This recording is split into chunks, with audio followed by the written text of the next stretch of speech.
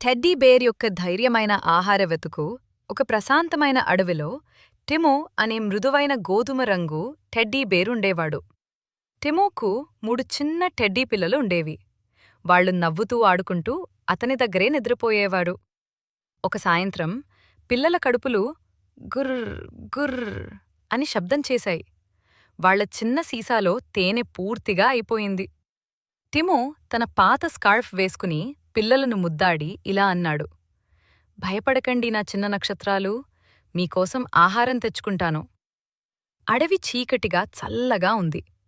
టిమో నది దగ్గర, చెట్ల కింద, రాళ్ల వెనక వెతికాడు. మట్టిలో జారిపడిపోయాడు, వానలో తడిచిపోయాడు, చాలా అలసిపోయాడు. అతనికి బాధగా అనిపిస్తున్న సమయంలో ఒక మంచి గిల్లీ యాపిల్ చెట్టును ఊపుతూ కనిపించింది.